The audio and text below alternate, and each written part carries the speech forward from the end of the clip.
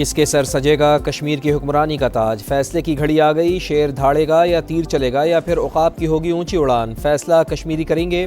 پہلے مرحلے میں آج میرپور ڈویژن میں میدان لگے گا۔ میرپور، کوٹلی اور بھمبر میں پولنگ ہوگی۔ 14 لاکھ سے زائد ووٹرز اپنا حق رائے دہی استعمال کریں گے۔ 3 اضلاع میں 2454 پولنگ اسٹیشنز قائم۔ الیکشن کی تیاریاں مکمل۔ 3000 سے زائد عملے نے ڈیوٹی سنبھال لی۔ انتخابی سامان حوالے کر دیا گیا۔ سیکیورٹی کے سخت اقدامات۔ 18,000 سے زائد اہلکار تعینات۔ 1241 پولنگ اسٹیشنز انتہائی حساس اور 724 حساس قرار۔ 13 نشستوں پر پیپلز پارٹی، مسلم لیگ نون اور استحکام پاکستان پارٹی میں کانٹے کا مقابلہ متوقع۔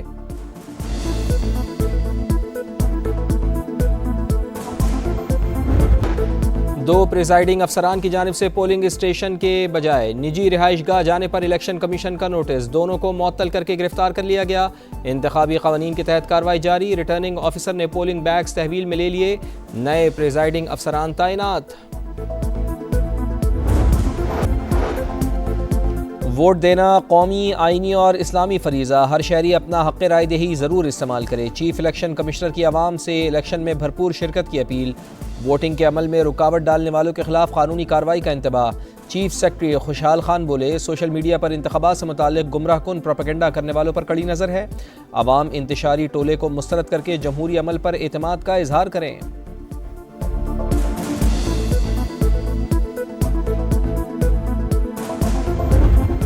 کا برا نہ ماننا بلاول بھائی، آپ میرے برخوردار ہو، اس کو کشمور نہ سمجھنا، یہ کشمیر ہے، کشمیر۔ میاں صاحب برا نہ مانے، کشمور ہو یا کشمیر، کوئی اپنے حق حاکمیت یا حق ملکیت پر کسی کو سیاسی ڈاکہ نہیں ڈالنے دے گا۔ میرپور ہو یا میرپور خاص، ان کے عوام اپنے حقوق کا سودا کرنے کے لیے تیار نہیں۔ میاں صاحب برا نہ مانے، کشمیر ہو یا کشمور، میرپور ہو یا میرپور خاص، ان کے مزاج ملتے ہیں، کوئی اپنے حق حاکمیت پر سیاسی ڈاکہ ڈالنے نہیں دے گا۔ بلاول بھٹو کا نواز شریف کو جواب، کہا کشمیر اور کشمور کے عوام نے پہلے بھی مسلم لیگ نون کو مسترد کیا، اب بھی فیصلہ دہرائیں گے۔ اپنے مستقبل کا اختیار کسی دوسرے شہر کو دیں گے، نہ ہی کسی صوبے کو۔ چیئرمین پی پی کا پھر آزاد کشمیر بحران کے پرامن حل کے لیے ٹروتھ اینڈ ریکنسیلیشن کمیشن بنانے کا مطالبہ۔ آج جو آپ سے وعدے کرنے آ رہے ہیں، ہم محرومیوں کو دور کریں گے۔ ان سے صرف یہ پوچھیں کہ یہ 30، 40، 50 سالوں میں محرومیاں پیدا کس نے کی ہیں؟ آپ ہی کے کام نہ کرنے کی وجہ سے تو یہ محرومیاں پیدا ہوئیں۔ پھر آج آپ کس منہ سے آ کے دوبارہ کہتے ہیں کہ ہمیں ووٹ دو؟ کیا آپ نے جھوٹے وعدے کرنے والوں پہ دوبارہ بھروسہ کرنا ہے؟ فیصلہ آپ نے کرنا ہے۔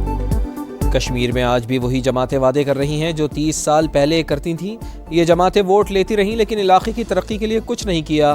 استحکام پاکستان پارٹی کے صدر عبدالعلیم خان کا ویڈیو بیان، کہا کشمیری محرومیاں دور کرنے کے وعدے کرنے والوں سے پوچھیں، انہیں کئی مواقع ملے، محرومیاں کیوں دور نہ ہوئیں؟ آئی پی پی کامیاب ہوئی تو آزاد کشمیر میں خوشحالی کا نیا دور آئے گا، علاقے کی ترقی ہماری ذمہ داری ہوگی۔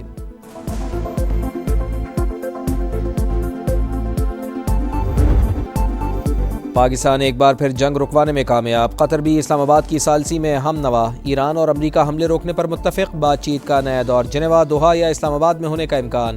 عرب میڈیا کی رپورٹ، لکھا مذاکرات کی بحالی کی تجویز پر واشنگٹن اور تہران نے مثبت رد عمل دیا، پاکستان اور قطر کو آگاہ کر دیا۔ ایران کا مذاکرات جاری رکھنے پر آمادگی کا اظہار، بتایا مذاکرات سے دستبردار نہیں ہوئے، صرف معطل کیا، بات چیت وہیں سے شروع ہوگی جہاں رکی تھی، سب سے پہلے آبنائے ہرمز سے متعلق معاملات پر غور کیا جائے، آبی گزرگاہ میں نیا روٹ ناقابل قبول ہے۔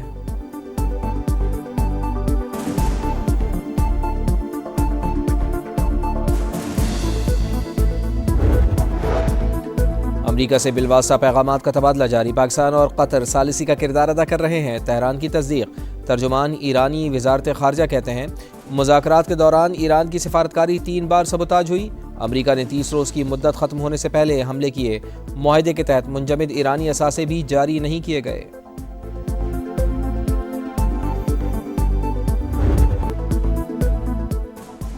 جنگ میں بریک یا نئی حکمت عملی، امریکہ نے ایران پر حملے روک دیے، 2 ہفتے سے جاری فضائی کارروائیاں معطل، ایران جنگ پر امریکہ میں اختلافات، حملے جاری رکھنے پر نائب صدر اور عسکری حکام کو خدشات، جے ڈی وینس اور جنرل کین کا ایران سے جنگ بڑھانے پر احتیاط کا مشورہ، ہتھیاروں کے ذخائر تیزی سے کم ہو رہے ہیں، خطے میں طویل فوجی مہم کے وسیع خطرات ہیں۔ جنرل کین نے خبردار کر دیا، صدر ڈونلڈ ٹرمپ کے مطالبات پورے نہ ہونے پر بڑی جنگ کی دھمکی، کہا اہداف پر سمجھوتا نہیں کیا جائے گا، 100% مقاصد حاصل نہ ہوئے تو حملے دوبارہ ہوں گے۔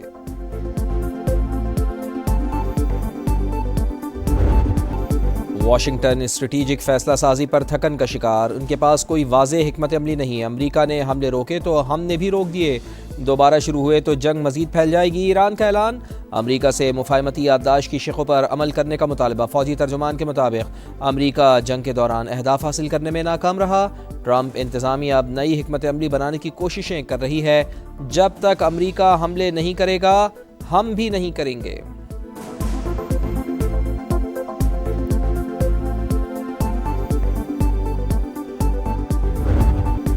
حملے روکنے کے باوجود آبنائے ہرمز میں کشیدگی برقرار، آئل ٹینکر پر پروجیکٹائل سے حملہ، برطانوی میری ٹائم کے مطابق جہاز اور عملہ محفوظ رہا، ایرانی میڈیا کی تردید، کہا مقررہ راستے سے ہٹنے کی وجہ سے آئل ٹینکر بارودی سرنگ سے ٹکرا کر حادثے کا شکار ہوا، پاسداران انقلاب کی 24 گھنٹوں میں 6 جہازوں کو وارننگ کی تصدیق، روکنے کے لیے فائرنگ بھی کی۔ ایرانی پارلیمنٹ کا آبنائے ہرمز سے متعلق نئے قانون پر غور، ٹرانزٹ فیس کا طریقہ کار طے کیا جائے گا، امریکہ کی جانب سے تہران کی ناکہ بندی جاری، 12 تجارتی جہازوں کا رخ موڑ دیا۔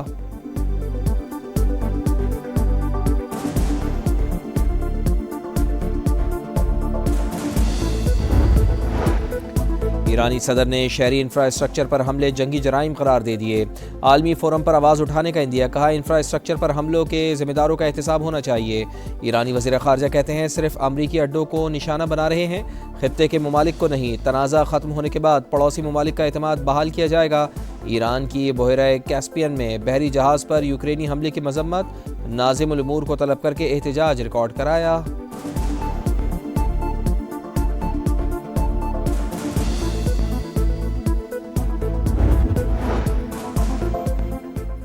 نائب وزیر اعظم اسحاق ڈار سے IAEA کے ڈائریکٹر جنرل رافیل گروسی کا رابطہ، تازہ ترین علاقائی پیش رفت اور باہمی دلچسپی کے امور پر تبادلہ خیال، امن و استحکام کے لیے سفارتکاری اور مذاکرات کی ضرورت پر زور۔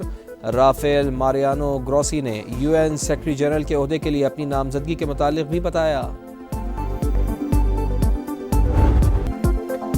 بھارتی خفیہ ایجنسی را کا پاکستان مخالف گمراہ کن پروپیگنڈا بے نقاب، ڈیجیٹل سروسز فراہم کرنے والا ایک شخص گرفتار، زیادہ تر مواد جوائنٹ ایکشن کمیٹی سے متعلق تھا، بھارتی آپریٹر کے ساتھ واٹس ایپ چیٹ بھی سامنے آ گئی، بھاری رقم دینے کے ناقابل تردید شواہد بھی مل گئے۔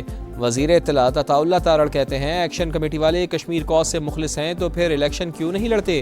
ان کے تانے بانے بھارت سے ملتے ہیں، پاکستان کو ملی کامیابیاں دشمن کو ہضم نہیں ہو رہی۔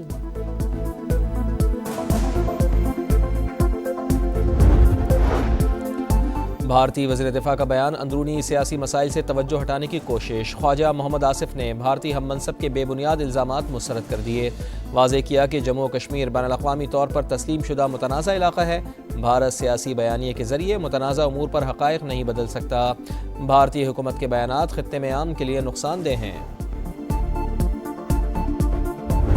22,000 ارب روپے خرچ کرنے کے بعد یہ انسانوں کے رہنے کی بدترین جگہ بن گیا ہے کراچی۔ وفاق ہمارے پیسے نہیں روک رہا، وہ ہمارے پیسے برابر دے رہا ہے ہمارے نام پر۔ یہ جو ہماری سندھ سرکار ہے وہ آپ کے نام پر لیے ہوئے پیسے کو آپ پر خرچ نہیں کر رہی۔ وفاق ہمارے پیسے نہیں روک رہا مگر سندھ حکومت عوام پر خرچ نہیں کر رہی، نعروں سے حقوق نہیں ملیں گے، نظام کو اکھاڑ پھینکنا ہوگا، سید مصطفیٰ کمال کی للکار، کہا ایک وزیر اعظم اور 4 وزرائے اعلیٰ والا نظام ناکام ہو گیا، یہ اب مزید نہیں چلے گا، آئینی ترمیم صرف پیپلز پارٹی نہیں مان رہی، حکومت گرانے کی دھمکی دیتی ہے، ہمیں 28ویں آئینی ترمیم چاہیے، وزارت چھین لو لیکن لوگوں کو اختیارات اور وسائل دو۔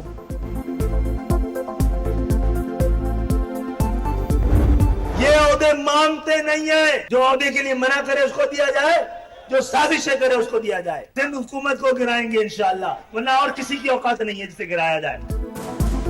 جو عہدے کے لیے سازش کرے اس کو دیا جائے یا جو نہ مانگے اس کو دینا بہتر ہے۔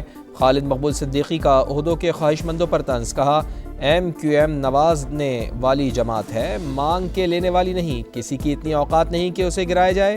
سندھ حکومت پر بھی تنقید، کہا اگر سڑکوں پر نکل آئے تو ایوانوں میں بیٹھنے والوں کو نکلنا پڑے گا، سندھ حکومت کو گرائیں گے۔ کوئی اور نہیں، کراچی کو ہم ہی بنائیں گے، پیپلز پارٹی کا مخالفین کو کڑا جواب۔ ناصر حسین شاہ کہتے ہیں سندھ کی تقسیم کبھی نہیں ہوگی، شوشے چھوڑنے والوں کو سنجیدہ نہیں لیتے۔ الزام لگانے والے بتائیں وہ وفاق میں رہنے کے باوجود کون سا منصوبہ کراچی کے لیے لائے۔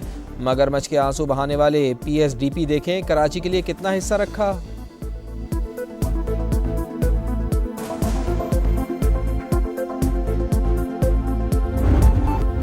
بھارت کی آبی جاری ہے، چناب میں پانی کا بہاؤ تیز، مرالا، خانکی اور قادر آباد پر پانی کی سطح بلند، چنوٹ میں جنگ روڈ پر متعدد بستیاں پانی سے متاثر، ہیڈ محمد والا پر سیلابی صورتحال، قریبی بستیاں نشیبی علاقے زیر آب، ہیڈ بولوکی اور سدھنائی پر بھی سیلابی صورتحال، منگلا اور تریمو پر نچلے درجے کا سیلاب متوقع، ہیڈ پنجنت پر پانی کے بہاؤ میں اضافہ، گڈو بیراج پر نچلے درجے کا سیلاب۔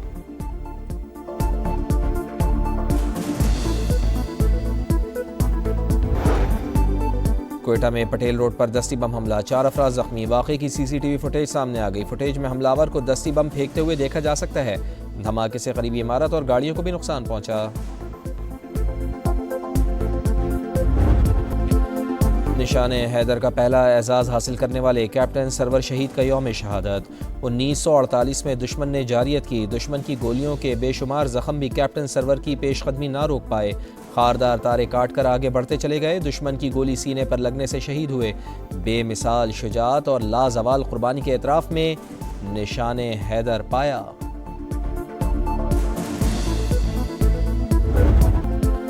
پاکستان اور ویسٹ انڈیز کے درمیان پہلے ٹیسٹ میچ کے دوسرے روز کا کھیل ختم، پاکستان نے 3 وکٹوں پر 199 رنز بنائے، شان مسعود 88 اور سلمان علی آغا بغیر رنز بنائے وکٹ پر موجود۔ ویسٹ انڈیز کی ٹیم پہلی اننگز میں 311 رنز بنا کر آؤٹ ہوئی، شائے ہوپ 92 رنز بنا کر نمایاں، محمد علی نے 4، محمد عباس نے 3 وکٹیں اڑائیں۔